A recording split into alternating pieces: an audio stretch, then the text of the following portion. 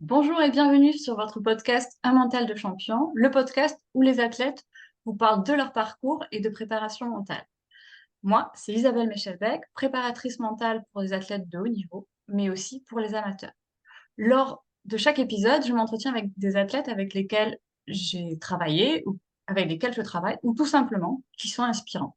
Aujourd'hui, pour ce deuxième épisode, j'ai la chance de m'entretenir avec Laurent Goffinet, cavalier international de CSO. Bonjour Laurent. Bonjour. Lors de cet épisode, nous allons parler de la spécificité de la carrière du cavalier et notamment de sa longévité. Mais avant de commencer, est-ce que vous pouvez, Laurent, s'il vous plaît, nous parler un petit peu de votre parcours et de votre palmarès? Mon parcours, je me présente Laurent Goffinet, cavalier professionnel depuis 32 ans déjà. J'ai participé de nombreuses compétitions. Ça fait environ une vingtaine d'années, je fais partie de l'équipe de France. J'ai fait les championnats d'Europe, les Jeux mondiaux. J'ai couru la finale de Coupe des Nations deux ou trois fois. Et voilà, au niveau du haut niveau, oui, ça fait environ une vingtaine d'années. Donc, on l'aura compris, la carrière d'un cavalier est longue. D'après vous, est-ce que ce facteur de longévité doit être pris en compte dans la préparation du cavalier? Oui, je pense sincèrement que au niveau préparation, que ça soit physique et moral, je pense que ça compte énormément pour la longévité d'une carrière de cavalier, parce que la carrière d'un cavalier, ça peut être très long. Il y a des exemples de cavaliers comme John Whittaker, qui a, je sais pas, 65 ou presque 70 ans, je crois, et qui est toujours à haut niveau. Donc c'est vraiment, ça peut être une carrière qui peut durer très longtemps. D'accord, donc il faut mener un vrai sujet de réflexion pour préserver la fraîcheur physique et mentale du cavalier, pour éviter la lassitude, la perte de motivation. D'après vous et avec votre expérience, qu'est-ce qui permet de pouvoir justement maintenir cette stabilisation de la motivation chez le cavalier? La motivation, bon, c'est sûr qu'au bout d'un moment, on peut vite se lasser un petit peu parce que c'est tous les jours, voire tous les week-ends, les épreuves de compétition de haut niveau.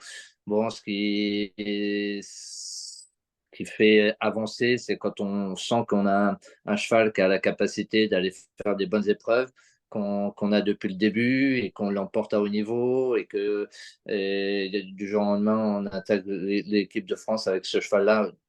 Ben, c'est ça qui, moi, en tout cas, qui me donne toujours la flamme d'avancer, parce que c'est vrai que j'ai eu la chance de courir toutes les plus belles compétitions dans le monde, et je pourrais très bien me satisfaire de ça à l'heure d'aujourd'hui, mais aujourd'hui, ben, mon rôle, et ma motivation, et ce qui me donne envie de continuer, c'est justement de prendre un cheval à zéro et de l'emporter à haut niveau. Voilà.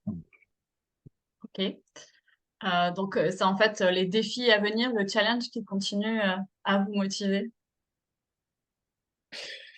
Oui, on va dire comme ça, c'est des défis, parce que moi, en plus, sur 32 ans de carrière, personne ne m'a confié des chevaux clés en main pour faire le haut niveau. C'est que des chevaux que j'ai pu former de A jusqu'à Z, ou alors des chevaux très compliqués qu'on me met, qu'il n'y a pas beaucoup de cavaliers qui pensent y arriver. Et au travail, grâce à mon équipe, grâce peut-être à la connaissance des choix un petit peu difficiles, eh ben, il y a certains choix, on arrive à leur faire passer le cap. Et quand on arrive à faire du haut niveau avec cela, ben, on a une certaine fierté. Donc aujourd'hui, c'est ça, j'aime les défis, j'aime la compétition. Aujourd'hui, j'ai encore un petit peu la flamme.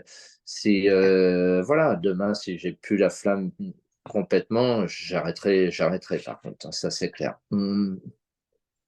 D'accord. Moi, j'aimerais y revenir pour les gens qui nous écoutent aujourd'hui sur des leviers en fait qui participent à cette permanence, cette stabilité de la motivation.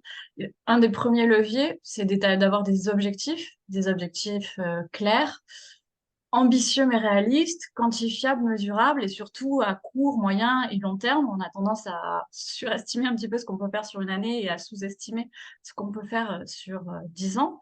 Et c'est très important pour les athlètes en général, mais les cavaliers, d'avoir des objectifs qui soient clairs et atteignables et une vision, une idéale, mais pour pouvoir parvenir. Parfois, ça peut être un titre de champion du monde, champion olympique, mais avoir des strates bien identifiées, des objectifs intermédiaires. Mais il y a d'autres leviers, et on en a déjà parlé ensemble auparavant, mais qui sont importants dans le fait de pouvoir garder une motivation sur la durée. Le premier qui est la gestion du stress et des émotions. Et vous avez parlé du fait que vous êtes très souvent en concours. Et cette décharge de noradrénaline, de cortisol à chaque fois que vous partez en concours, ça peut être quelque chose qui peut être mal vécu sur la durée, parce que vous avez des espèces d'ascenseurs émotionnels. Quand vous gagnez, vous avez des décharges de dopamine et d'endorphine, et c'est génial. Et les jours, les week-ends où vous êtes moins performant, ben, vous restez sur cette euh, sensation négative d'avoir juste eu votre décharge de cortisol et de noradrénaline, ce qui est plutôt désagréable pour notre organisme. Et cette espèce d'ascenseur émotionnel, c'est quelque chose de compliqué à gérer. Et donc ça, c'est un des facteurs justement sur la motivation, réussir à garder un équilibre et à mieux vivre les concours. Est-ce que ça, c'est quelque chose qui vous a affecté ou pas? Oui, disons que ça a toujours petit peu été mon problème. C'est ce que je disais à l'époque quand j'ai participé au championnat d'Europe, c'était quand même en 2005, aux Jeux mondiaux, c'était en 2006. Et à cette époque, il n'y avait pas toute cette préparation mentale et tout. Et, euh, et à l'époque, c'était le sélectionneur, c'était Jean-Maurice Bonneau. Et je sais que j'en avais déjà discuté avec lui parce que il y a certains cavaliers qui ont besoin d'avoir une pression énorme pour la motivation.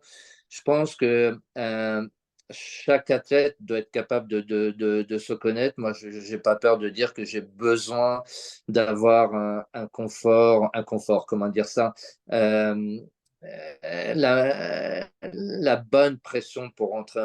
J'ai pas besoin d'avoir la mauvaise pression de dire la pression du propriétaire, la pression du résultat, parce que quand on rentre sur une compétition, on a envie de gagner. On n'est pas là pour participer.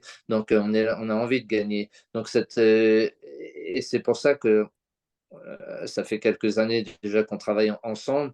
Et quand j'ai pris la décision de le faire, c'est parce que je me sentais que j'étais seul et que j'avais besoin de quelqu'un qui m'aide parce que à la fin, la pression, j'avais la mauvaise pression. Je rentrais en piste, c'était voilà, dans ma tête, pourtant, j'ai fait du haut niveau et je continue à en faire, mais je me disais, mais qu'est-ce que je fais ici? Euh, Mon cheval est moins bien que les autres, moi, je suis moins bien que les autres, etc., etc. Et donc, grâce à la préparation qu'on a pu faire ensemble, et ben, maintenant, je vais en compétition, j'essaye de faire le mieux que je peux avec mon cheval.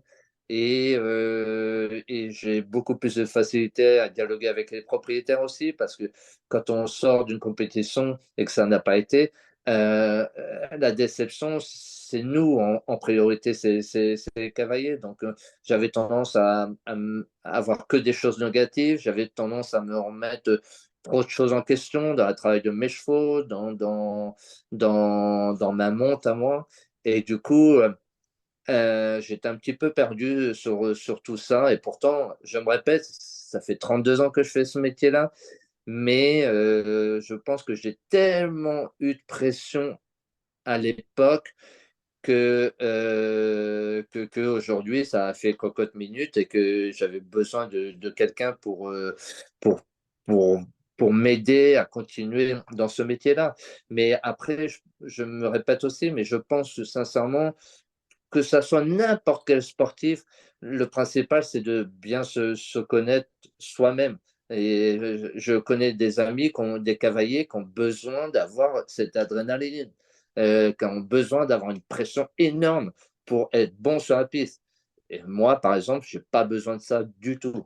J'ai pas besoin de ça du tout. Au contraire, j'ai besoin d'être tranquille, dans ma bulle, avec mes gens qui travaillent avec moi et mon cheval, et voilà. Et ça, c'est important. Et sincèrement, à l'époque où j'ai couru tous ces beaux championnats, j'ai loupé par exemple le championnat d'Europe où j'étais troisième avant la finale, mais la finale, j'ai craqué. J'ai craqué, j'ai pas tenu moralement, j'ai pas tenu. Et voilà. Et il y aurait eu quelqu'un qui aurait été là, ben, je pense que je serais rentré en étant plus fort que là, je suis rentré en disant, mais qu'est-ce que tu fous ici devant les cracks de cavalier? Donc forcément, quand on Mm. rentre comme ça, on peut pas être bon. Effectivement. Alors, c'est super comme témoignage parce que vous parlez de deux choses, de cette gestion de la pression. Effectivement, tout le monde n'a pas le même seuil d'acceptabilité et ce besoin. Alors, le stress, il est nécessaire. Il y a besoin d'un stress positif et vous en parlez parce qu'il nous permet de nous activer, d'être plus concentrés. Mais on a tous un seuil différent où on passe d'un stress positif à une zone de panique. Et effectivement, il faut bien se connaître. C'est ce qui que permet d'ailleurs la préparation mentale, c'est permettre aux athlètes de bien se connaître pour connaître leur seuil, pour savoir jusqu'où ils peuvent aller et ils restent dans le vert et à quel moment ils basculent dans le rouge. Et en fait, ils en perdent tous les bienfaits. C'est-à-dire qu'au lieu d'être concentrés, activés, ils inhibent en fait leurs facultés cognitives. Le stress fait que on n'a plus accès au cortex préfrontal et donc le cavalier perd en lucidité, enfin, l'athlète en général, quel qu'il soit, et notamment le cavalier, perd en lucidité. Donc c'est réussir à avoir les bienfaits du stress qui reste positif pour nous activer sans rentrer dans ce qui est délétère et qui empêche du coup le cavalier d'exploiter pleinement ses ressources physiques, techniques et mentales. Et il y a un autre point que vous avez abordé et qui est un autre levier aussi de la motivation, et de la performance, c'est la confiance. Parce que vous disiez à ce moment-là, je me disais que j'étais pas bon, qu'est-ce que je faisais face à ces cracks, je remets en question ma façon de monter.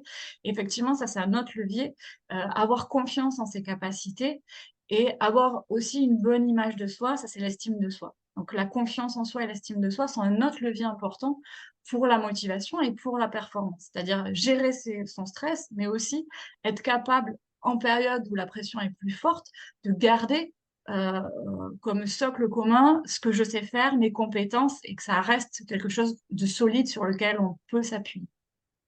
Et il y a un quatrième levier, parce qu'on a parlé des objectifs, de la gestion du stress, des émotions, de la confiance en soi et de l'estime en soi. Et il y a un quatrième levier qui est très important et qui est complètement sous-estimé chez les cavaliers. On en parle souvent.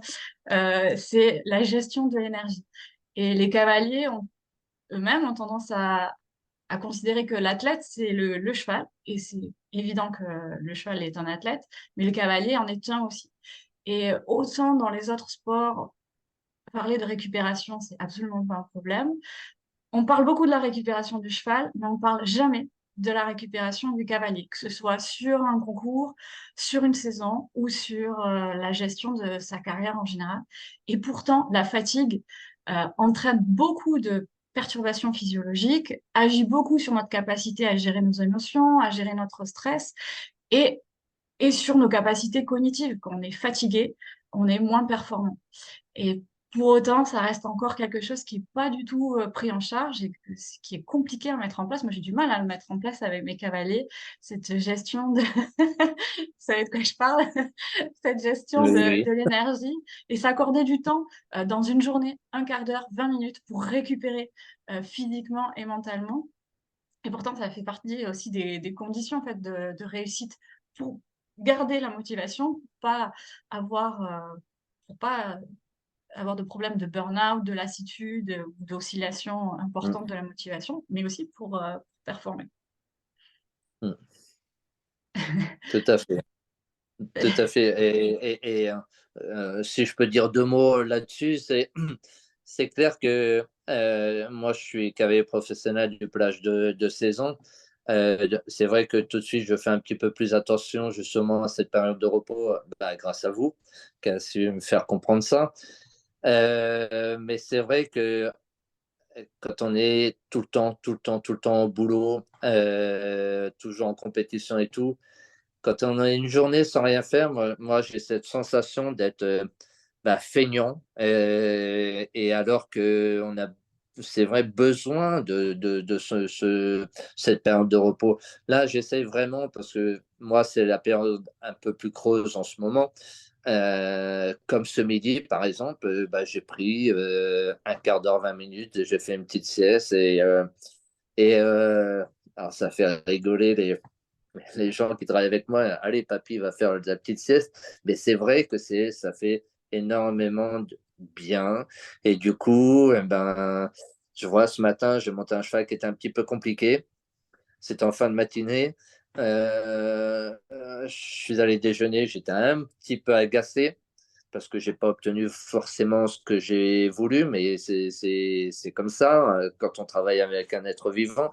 Et du coup, d'avoir fait sa petite pause là, ben, j'ai remonté début d'après-midi, ben, j'étais bien, j'étais tranquille. Alors que je suis sûr, en me connaissant, je serais monté à cheval aussitôt après, j'aurais pas été forcément bien le moindre petite chose m'aurait agacé très, très vite, hein. Donc voilà, donc c'est sûr que cette petite période de repos que j'essaye de me donner maintenant, mais c'est très compliqué parce que quand on est professionnel, on est à son compte, on a une boutique à tenir et tout, on a l'impression de perdre notre temps de faire ça. Et au total, pas forcément, parce que on perd peut-être un quart d'heure, 20 minutes, mais à côté de ça, on est mieux dans sa tête, mieux dans son corps.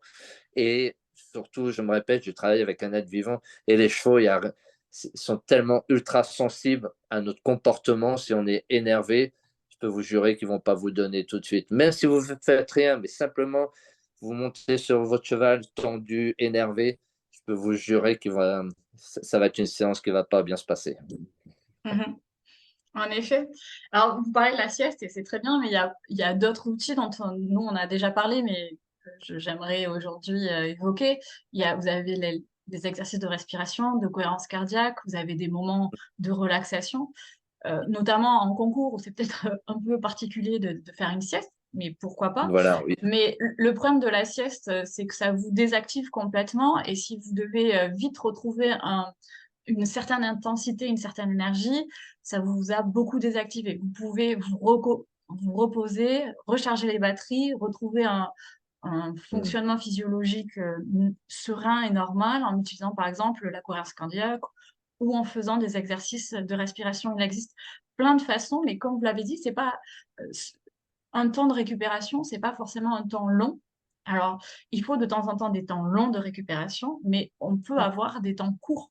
Et notamment quand vous enchaînez 3 jours ou 4 jours de compétition, prévoir des temps de récupération qui ne sont pas forcément des siestes, parce qu'on ne veut pas vous désactiver complètement, mais des temps de respiration abdominale, de cohérence cardiaque, c'est des choses qui peuvent aider et qui peuvent permettre en fait au cavalier ou à l'athlète en général de ne pas finir sa journée complètement avec cette sensation d'être sur les rotules et du coup Mm. d'avoir une charge mentale trop forte aussi. Voilà, ça c'était Tout à pour fait. le petit conseil.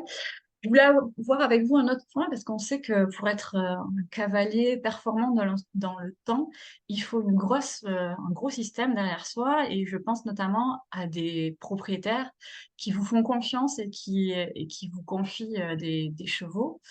Euh, est-ce que, euh, et donc, enfin, qui vous confient des chevaux qui ont le potentiel d'aller sur de grosses épreuves en ayant la particularité que généralement, ce sont des chevaux qui sont à la vente et quand ils atteignent le potentiel de faire de grosses épreuves, ils sont parfois vendus. Comment est-ce que vous gérez ça en sachant que c'est un facteur sur lequel vous n'avez pas vraiment de maîtrise? Comment vous le gérez dans votre carrière? Euh, alors, c'est sûr que forcément, quand c'est votre cheval de tête et que du jour au lendemain il est vendu, c'est vrai que c'est compliqué moralement parce que déjà, pour trouver un cheval de haut niveau, il y a des moments où il faut en passer une centaine. Donc, ça ne se trouve pas comme ça derrière une porte tous les matins, ça c'est clair, malheureusement. Donc, c'est beaucoup de temps à chercher, à travailler. Vous avez celui-là que vous pensez que c'est le bon cheval et ça passe pas le cap. Donc, vraiment, pour devenir le cheval de haut niveau, c'est pas tout facile. Donc, forcément, quand vous en avez un qui est vendu, c'est sûr que moralement, c'est dur. C'est très dur parce que forcément, on est très attaché. Alors, il y a moi qui suis attaché, il y a ma groom, il y a les personnels qui restent aux écuries parce que quand on gagne une épreuve, c'est OK, c'est moi, c'est mes propriétaires, mais c'est ma groom, c'est tous les gens qui travaillent dans l'ombre. Et voilà, donc c'est la victoire d'une équipe. Et, euh, et quand ce cheval-là part, ben, oui, c'est pas facile. Et que, bon, à côté de ça, je me dis, c'est mon métier. On en discute. Moi, j'ai des propriétaires. Ils ont tous une moyenne entre 10 et 20 ans de travail avec moi. Donc, on a quand même un bon dialogue. Euh, donc, on sait un jour ou l'autre que le cheval va être vendu, le cheval ou la jument va être vendu. Bon, et oui, oui, là, j'ai eu le cas, là, dernièrement, où mon cheval de tête a été vendu. Bon, c'est sûr que pour garder la motivation, j'ai même pensé à dire, est-ce que je dois continuer? Est-ce que je dois arrêter ma carrière là-dessus? Parce que il me restait un 5 étoiles à gagner de ma carrière. Un 5 étoiles, c'est vraiment le haut du panier. Bon, c'est pas des jeux mondiaux, c'est pas, etc. Mais 5 étoiles, il n'y a pas plus haut. Et je l'ai gagné avec mon cheval. Et se séparer comme ça, se dire est-ce que je vais retrouver la motivation pour continuer et tout. Mais ça a duré 15 jours, 3 semaines. Ça a été très compliqué. Mais après, j'ai des chevaux. Qui sont en train d'arriver tranquillement, des chevaux qui me font confiance, des propriétaires qui me font confiance, des chevaux où j'ai passé beaucoup d'heures dessus et je commence à récolter un petit peu mon travail et ça commence à payer vraiment et du coup, j'ai pas envie de laisser ça pour quelqu'un d'autre, donc je continue. Mais D'accord. alors, il y a certains cavaliers que ça leur fait rien du tout, ils vendent leur cheval de tête et ils vont toucher leur commission et voilà. Mais je pense que moi, je fais partie encore c'est pas une question de se vanter, mais d'une catégorie où on appelle ça des hommes de chevaux. Et forcément, bah, quand ils partent, ben, ouais, bah, c'est un peu compliqué, hein. Ça c'est sûr. Le soir, on va pas faire la fête, ça c'est clair. Hmm. Donc Bon, voilà. merci Laurent. Pour finir, rapidement, une dernière question. Si vous aviez un conseil à donner à un jeune cavalier pour gérer sa carrière sur le long terme, un jeune cavalier qui voudrait devenir cavalier de haut niveau, quel conseil vous lui donneriez? Moi, je pense, je vais revenir un petit peu ce qu'on a dit, c'est déjà apprendre à se connaître, à se dire qu'est-ce que j'ai besoin vraiment. Bien sûr, on a besoin d'avoir un bon cheval, d'être bien accompagné, bien coaché, tout ça. Ça, voilà, c'est naturel, c'est normal. Après, je connais aussi des cavaliers que je fais travailler et tout, dont mon fils. Ben, qui a des capacités, mais justement, la déception était un échec pour lui. Et c'est pour ça que, pareil, je voulais envoyer, mais Oui. qui était un échec. Et du coup, ça l'emportait dans le négatif vraiment à fond.